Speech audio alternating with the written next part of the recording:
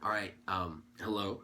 I'd like to start off this video by saying my heart, my soul, my prayers, my thoughts go out to every single person, family member, and community involved with the senseless killings that have been happening for way longer than they ever should have.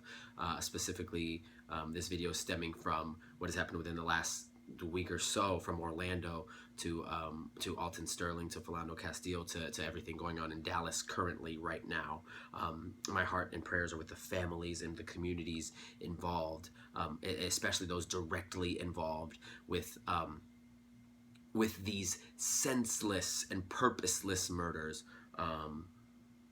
Okay, so my name is Matt Ransdell, and I'm coming to you from the Dallas-Fort Worth Metroplex. And today, a young lady who I admire very dearly, a young professional, wrote me a message challenging me to share my thoughts. She said, "You're rarely quiet in times like these," and she encouraged me to share what I was thinking. So in that moment, I realized a few things. One, that I was dormant. So I apologize for not taking action sooner. And I was reminded too that everybody's voice counts. Everybody's voice has the possibility to make an impact. And although I may not be able to change the world, right, with this video, a small following of people can hear my thoughts, which I hope are positive or encouraging, or at least challenging enough to make you think for a different perspective. So with that being said, I'd like to humbly begin by saying I'm not perfect, right? These are my opinions, and they are not right necessarily. They're not better than yours necessarily. They're mine, and I am an imperfect child of my God, and I'm constantly working to better myself. So I humbly take responsibility for the fact that I might not say the right things. With that being said, there's something I completely don't understand about everything that's been going on. And that's the need of your opposition.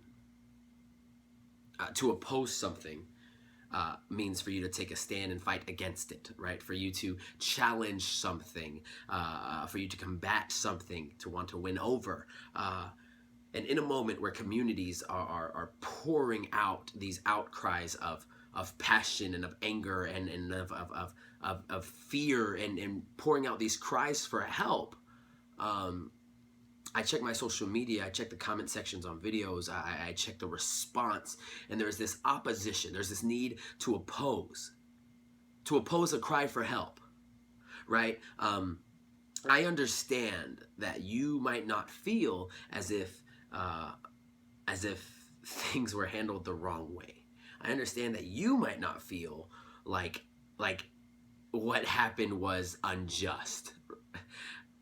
I do not understand how you could feel these things and then decide to continue opposing people that are hurting, right? I don't understand how you can feel these things, period, first of all, but I don't understand how you could feel these things and then see a community of people feeling ignored, scared, hurt, angered, oppressed, minimalized, and then choose in that moment to oppose them, right? So there's a community of people. There is a race of people. There is a demographic of people saying that they feel victimized, that they feel less than, that they are being killed.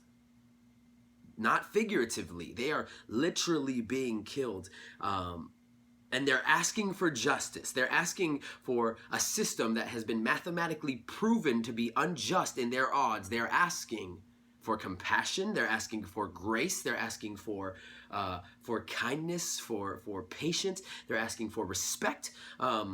And although not every situation is handled perfectly, after a tragic outcome, after a murder has happened, and people take to the only platform some can, which is social media or anything of that nature, the first thing a large demographic of people want to do is oppose that need for equality. Why? So the term Black Lives Matter, Black Lives Matter. Those three words, if you were to take that sentence, Black Lives Matter, that is an extraordinarily powerful and positive sentence. That is a good thing. Black Lives Matter is a great thing to say. It's like, yeah, Black Lives Matter. That's like saying, you look good. That's a good thing to say. You wouldn't say, you look good, and expect somebody else to say, yeah, man, chill, everybody looks good, right? You wouldn't expect that. But when somebody says Black Lives Matter, we oppose it. Why?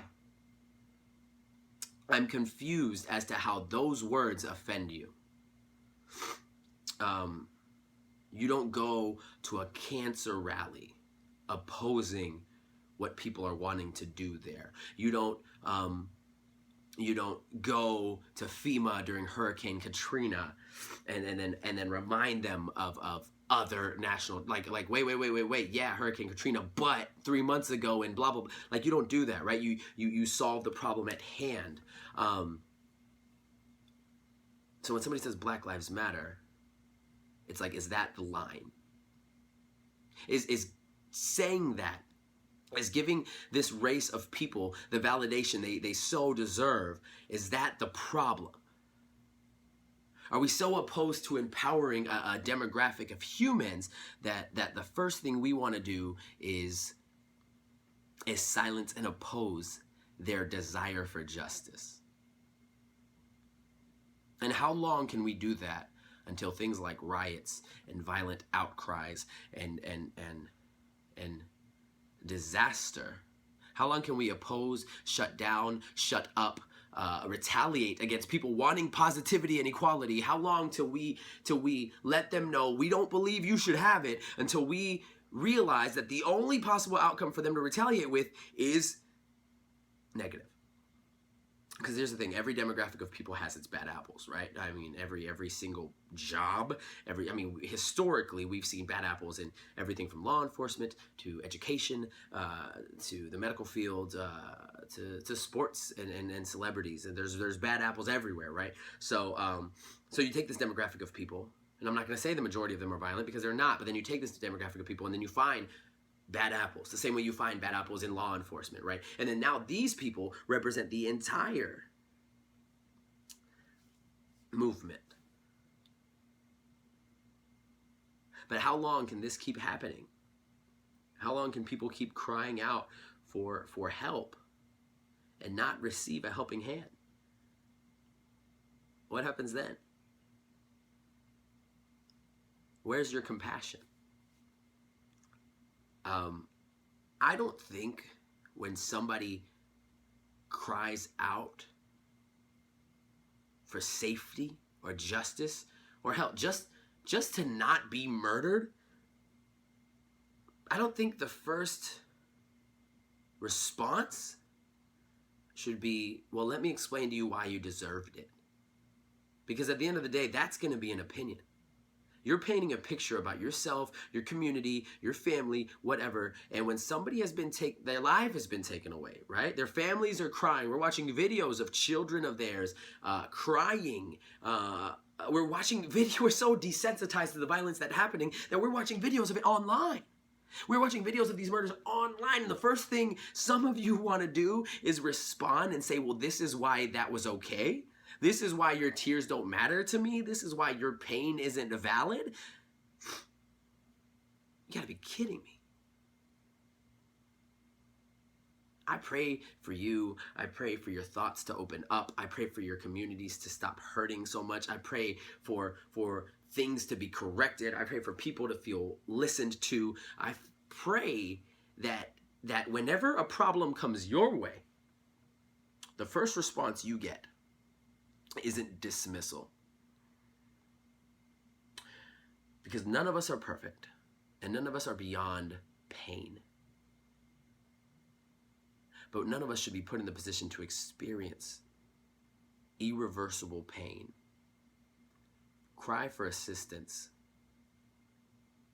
And not even be ignored, but be opposed in that moment. Be competed against. Black Lives Matter. They truly do. And how dare you decide that that's not true? That's a great sentence. It's a true sentence. It's a forward-thinking sentence. Black Lives Matter. And you want to extinguish that concept.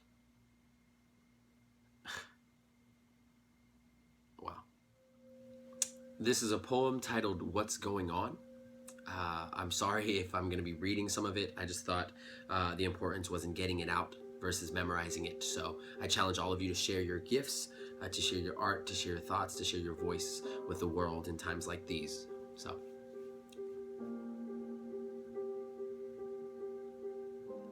at what age did you realize that getting your heart broken was just a repetitive offense you'd have to get used to? At what age did you realize that you were more afraid of inadequacies than you ever were of monsters? At what age did you realize that it didn't matter how you looked because society was going to use this as a chance to imprison you into a category that was going to be nearly impossible to escape from? Let's just pray that you made it into the right one. At what age did you realize, did you know, did you have to understand that waking up tomorrow was never going to be promised to you? Every day above ground is a good day. There's truth there.